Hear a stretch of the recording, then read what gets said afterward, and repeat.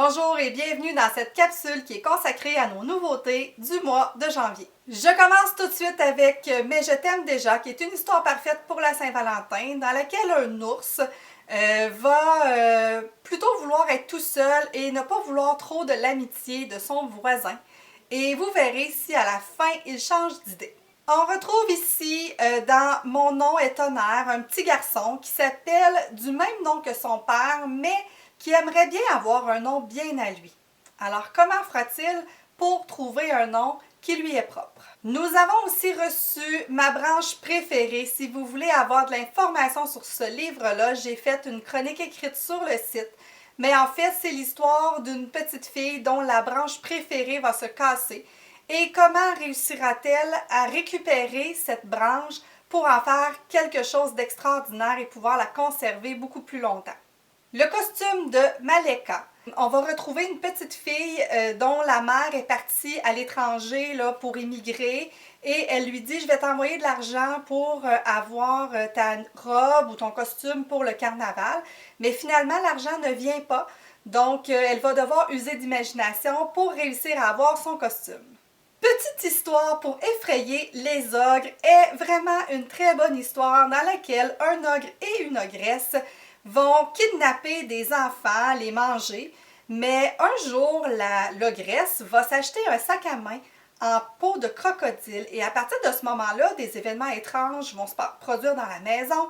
Elle va avoir l'impression qu'elle est observée, le sac à main se déplace dans la maison et là, il faut lire l'histoire si vous voulez savoir, mais je peux vous dire que les ogres vont goûter à leur propre médecine. Pour en savoir plus, vous pouvez aller sur notre site puisqu'une chronique écrite est déjà disponible. Pourquoi un jour il faut se résoudre à abandonner son nounours adoré est un album dans lequel un garçon va devoir avoir toutes les raisons pour lesquelles il doit se débarrasser de son nounours. Parce que s'il le garde, il va devenir super gros, et etc. Donc, c'est une bonne façon des fois pour aborder avec notre enfant le fait qu'il faudrait à un moment donné qu'il arrête de traîner son toutou partout.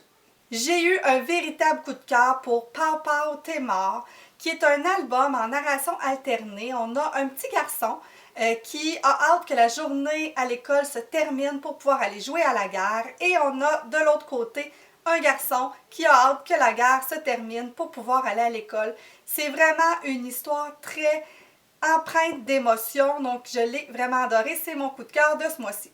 Pépé est de retour dans une nouvelle bande dessinée, une deuxième histoire pour Pépé, dans laquelle on va faire allusion un petit peu à Excalibur avec l'épée dans le roc, mais en fait c'est pas dans le roc, c'est dans le dos d'un dragon. Et si l'épée est enlevée, le dragon va se réveiller.